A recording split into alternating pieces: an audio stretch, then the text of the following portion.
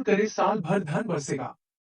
राधे राधे, जय श्री कृष्णा, हर हर महादेव। दोस्तों, आप सभी को पता है धनतेरस का त्योहार दीपावली से एक दिन पहले मनाया जाता है और इसे हिंदू धर्म में बहुत ही ज्यादा महत्व दिया जाता है। दोस्तों, हिंदू पंचांग के अनुसार कहा जाता है कि यह पर्व कार्तिक माह की कृष्ण पक्ष की त्रयोदशी तिथि पर बड़े ही धूमधाम से मनाया जाता है। इस दिन भगवान धन्वंतरी, माता लक्ष्मी जी और भगवान कुबेर महाराज की बड़ी विधि विधान से पूजा की जाती है। दोस्तों, आप सभी को तो पता है कि सभी लोगों का मानना यही है कि इस दिन जो भी संपत्ति या वस्तु खरीदी जाती है उसमें सदैव तेरे गुण लगातार वृद्धि होती रहती है। यही कारण है कि लोग इस दिन बर्तनों के साथ साथ सोने और चांदी की बहुत सारी चीज खरीदना बहुत ही ज्यादा शुभ मानते हैं।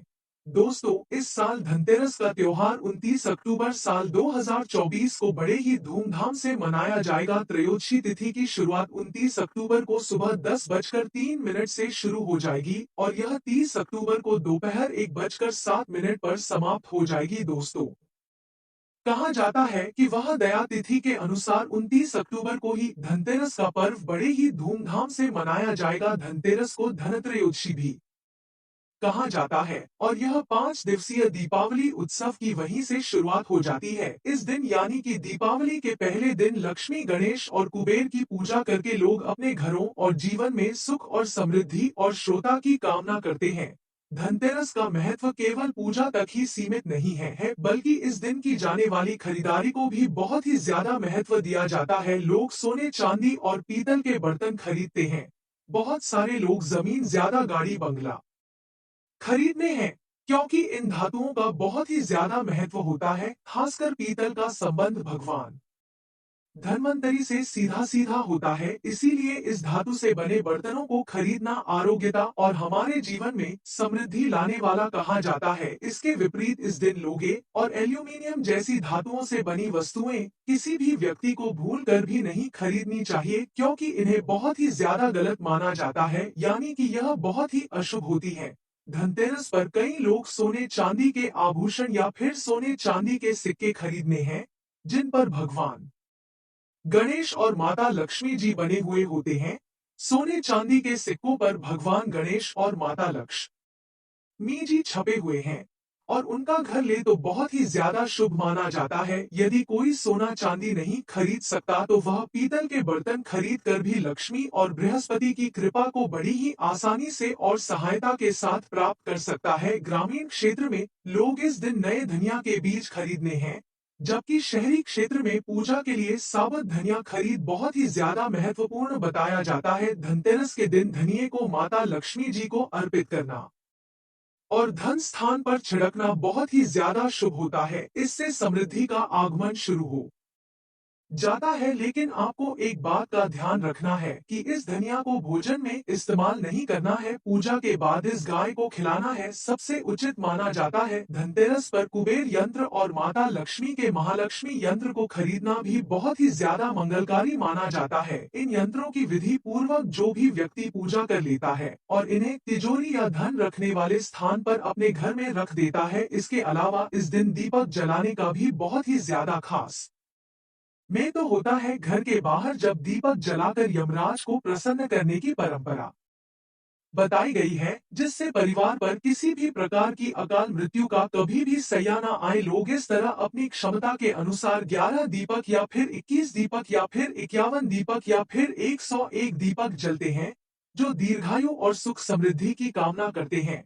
उन्हें यह दीपक अवश्य ही जलाने चाहिए। धनतेरस पर लोग नए बर्तन भी खरीदते हैं और पुराने बर्तनों को बदलकर तांबे, पीतल और चांदी के नए बर्तन आदि हैं। दोस्तों, कहा जाता है कि लक्ष्मी चरण को घर में लाना और प्रवेश द्वार पर उनका स्वागत करना बहुत ही ज्यादा मंगलकारी और शुभ माना जाता है। इससे यह संकेत मिलता है कि माता लक्ष्मी का आशीर्वाद घर में स्थायी रूप से हो गया है। इस दिन किए गए छोटे छोटे अनुष्ठान और परंपराएं न केवल परिवार की भलाई और आर्थिक उन्नति के लिए होती है, बल्कि यह भी दर्शाती है कि कैसे धनतेरस हमारे जीवन में खुशियां और नया आरंभ का प्रतीक बनी है। धनतेरस केवल संपत्ति का संग्रह करने का अवसर नहीं होता है, बल्कि यह इस बात का भी संदेश होता है कि यह सही वस्तुएं और सकारात्मक ऊर्जा हमारे जीवन को एक नई और सही दिशा देती है।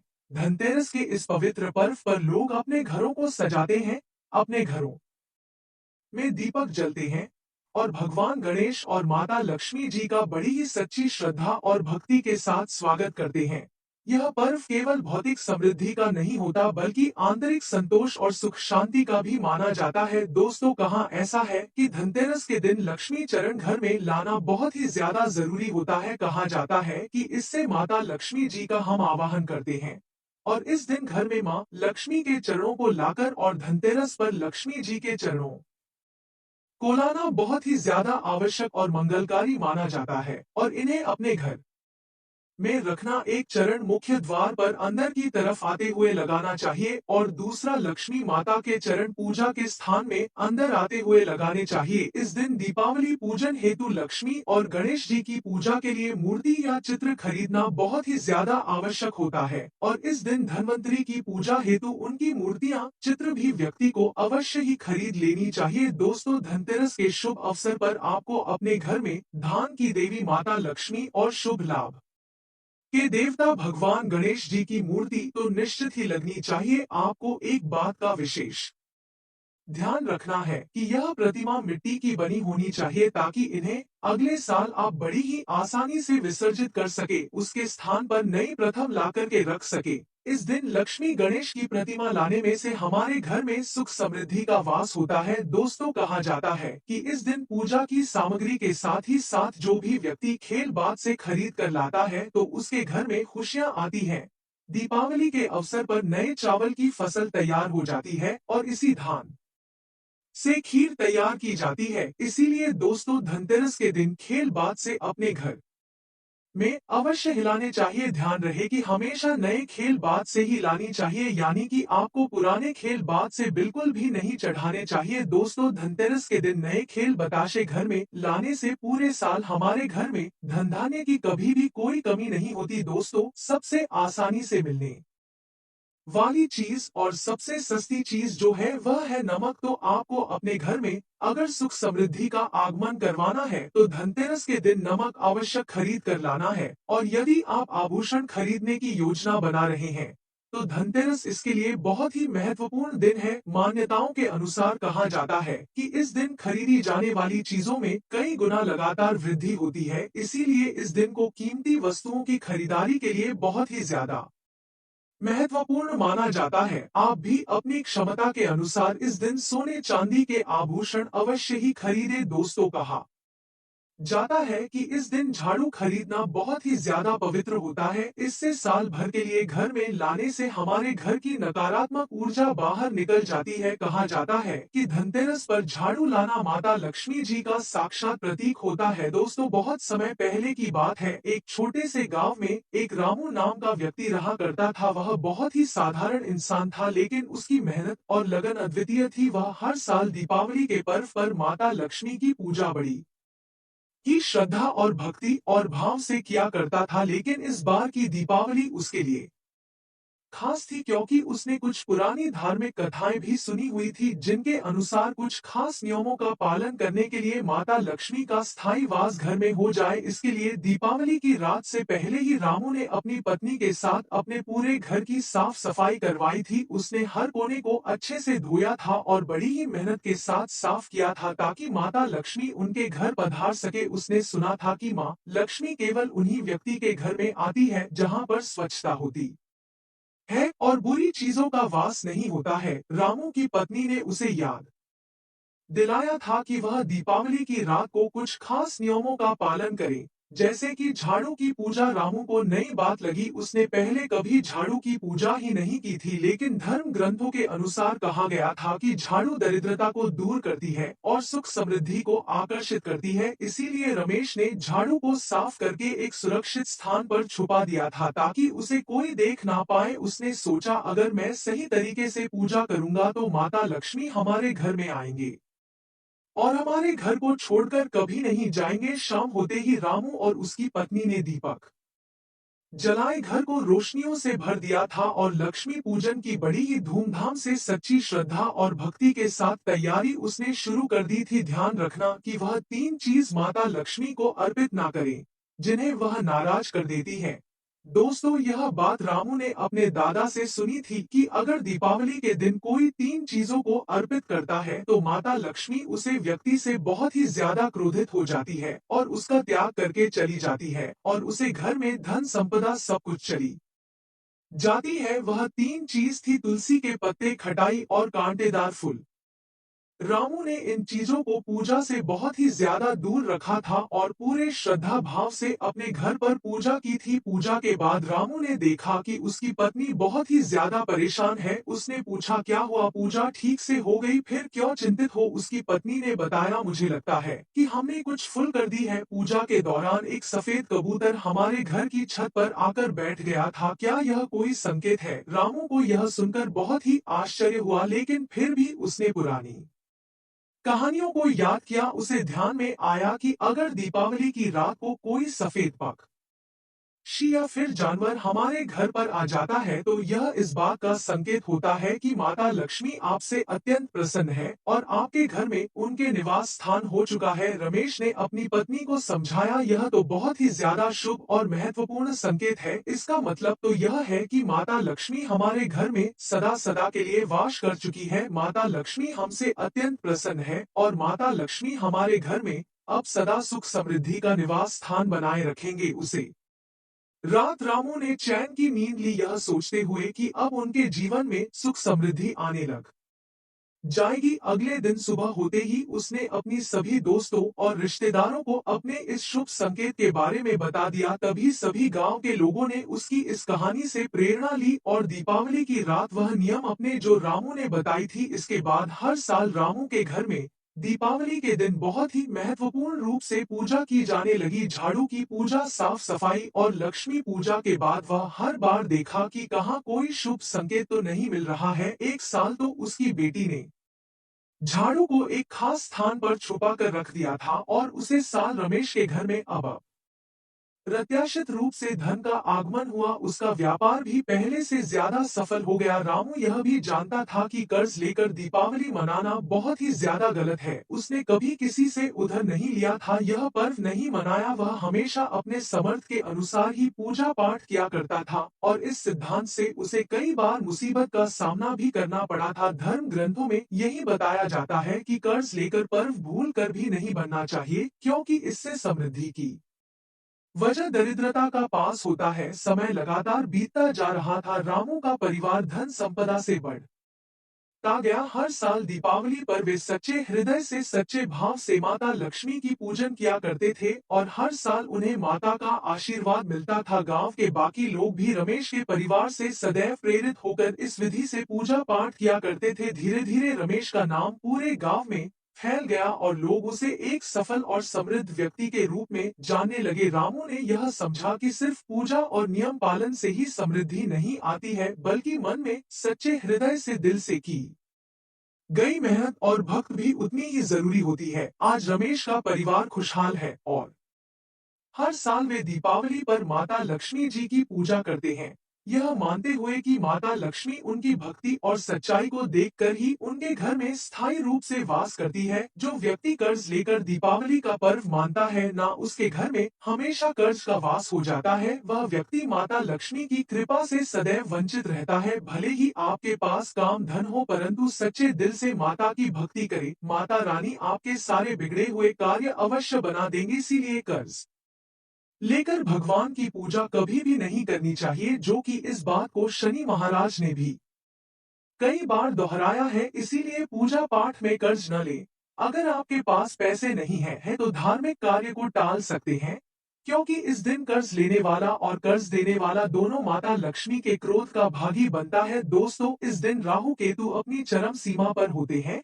जो लोग कर्ज लेते हैं या कर्ज देते हैं, राहु उन्हें बहुत ज्यादा तकलीफ देते हैं। उनके जीवन में आकर उल्टा उन्हें कंगाल, बर्बाद, नष्ट और उनके घर में दरिद्रता का निवास स्थान बना देते हैं और ऐसे घर में माता लक्ष्मी नाराज हो जाती है। आप माता लक्ष्मी को दीपावली पर एक मिश्री का टुकड़ा भी अर्पित करके पूजा पाठ कर सकते हैं। यदि आपके पास धन नहीं है तब भी माता लक्ष्मी आपसे अत्यंत प्रसन्न होगी। बस आपके मन में सच्ची श्रद्धा और भक्ति होनी चाहिए और आपके जीवन में धन और धनवान पूर्ण रूप से आपको यश और कीर्ति माता लक्ष्मी प्रदान करेगी।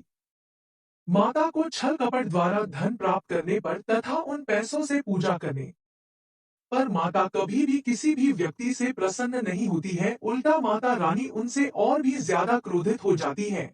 इसीलिए हम तो यही कहते हैं कि ऐसा ना करें तो ज्यादा ही अच्छा होगा। हमने जो गलती की कम से कम आप वह गलती कभी भी ना करें। यह गलती प्राचीन शास्त्रों में बताई गई है, इसीलिए हम चाहते हैं माता लक्ष्मी की कृपा आपको उचित मार्ग करने के बाद ही प्राप्ति हो। चलिए अब हम यह बात कर लेते हैं कि धनतेरस के कुछ आसान और प्रभावी उपाय जिनसे आपकी तिजोरी कभी भी धन से खाली नहीं रहेगी और माता लक्ष्मी की कृपा आपके जीवन पर आपके घर पर सदैव बनी रहेगी। दोस्तों, इन अद्भुत उपाय के बारे में 3 पीली कौड़िया का उपाय। धनतेरस के दिन आपको 3 पीली कौड़िया खरीद कर लेकर आना है। यदि आपको पीली कौड़िया नहीं मिल पाए तो इन्हें हल्दी में मिला करके यानी कि हल्दी का घोल बना करके उनमें डाल लीजिएगा। अब यह पीली हो जाएंगे। अब इनकी पूजा करें और फिर इन्हें अपनी तिजोरी में धन रखने के स्थान पर रख दें। इससे आपके घर में धन आगमन का रास्ता खुल जाएगा और तिजोरी में कभी भी आपको धन की कमी देखने को नहीं मिलेगी। इसके अलावा इस दिन 13 दीपक जलाएं और इन्हें घर के सभी कोनों में रख दे। आधी रात के बाद इन दीपों के पास एक एक पीली कौड़ी रख दे और इन्हें जमीन में गड़ दें। ऐसा करने से धन की अचानक हमारे जीवन में वृद्धि होने लग जाती है। दोस्तों, हल्दी की गांठ का उपाय। धनतेरस के दिन हल्दी खरीदना बहुत ही ज्यादा मंगलकारी कहा जाता है। खासकर गांठ वाली पीली या काली हल्दी बहुत ही शुभ होती है। बाजार से हल्दी लाकर इसे कोरी कपड़े में रखकर स्थापित कर देना चाहिए। यह भी धन और समृद्धि को अपनी तरफ खींचने का बहुत ही महत्वपूर्ण उपाय है। इसे तिजोरी में रखने से धन धन इसकी तरफ खिंचा चला आता है और कार्यों में आ रही बाधाएं भी दूर हो जाती हैं। दोस्तों, दान का महत्व। धनतेरस के दिन यदि आप चीनी, बताशा, खीर, चावल या सफेद कपड़े जैसी वस्तुओं का दान कर देते हैं तो आपके जीवन में धान की कभी कोई कमी नहीं होती है। इस दिन यदि आपके दरवाजे पर कोई भी भिखारी आए, सफाई कर्मी आए या गरीबी व्यक्ति आए तो उसे अपने घर से बिल्कुल भी खाली हाथ मत जाने दीजिएगा। उन्हें अपनी क्षमता के अनुसार कुछ ना कुछ अवश्य ही दे दीजिएगा। इससे माता लक्ष्मी आपसे बहुत ज्यादा प्रसन्न होंगी और आपके घर में कभी भी सुख समृद्धि की कमी नहीं होने देगी। दोस्तों, केले का पौधा लगाएं। इस दिन आप किसी भी मंदिर में या फिर उचित स्थान पर जाकर केले का पौधा या फिर किसी भी प्रकार का सुगंधित पौधा अवश्य ही लगे। जैसे जैसे यह पौधा बढ़ता जाएगा आपके जीवन में भी समृद्धि और सफलता आई जाएगी। यह एक प्रभावी उपाय है जो आपको समझ में, प्रतिष्ठा और धन प्राप्ति दिलाने में बहुत ही ज्यादा मदद करता है। दोस्तों, नमक। धनतेरस के दिन बाजार से नया नमक खरीदे और इसे घर के उपयोग में लेने यानी कि घर में इस्तेमाल करने वाले नमक में मिला दें। इससे घर में धान की वृद्धि होती रहती है।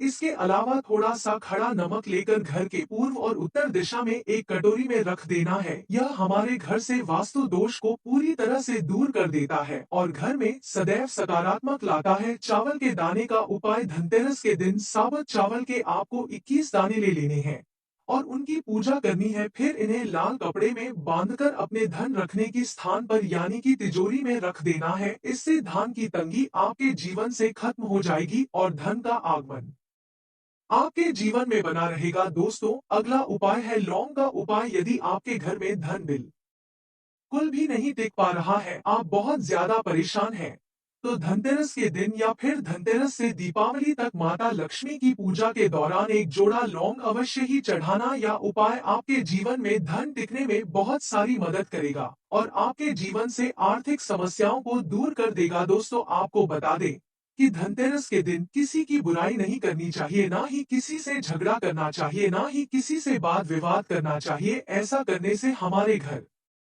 में शांति और सकारात्मक ऊर्जा पूरी तरह से नष्ट हो जाती है। इन सभी उपायों को अपनाकर आप धनतेरस के इस पावन पर्व पर अपने जीवन को सुख, समृद्धि और आर्थिकता को बड़ी ही सुगमता के साथ निमंत्रित कर सकते हैं। अगर इस वीडियो में आपको कुछ नया जन को मिला होगा और अगर आपको हमारी मेहनत अच्छी लगी हो तो कृपया करके आप वीडियो को लाइक करके चैनल को सब्सक्राइब करके पास वाली बेल आइकन को जरूर दबा दीजिएगा ताकि आने वाले वीडियो का नोटिफिकेशन आपके पास पहुंच सके। और हम मिलेंगे आपसे अगली वीडियो में एक नई जानकारी के साथ। तब तक के लिए आपका कोटि कोटि धन्यवाद।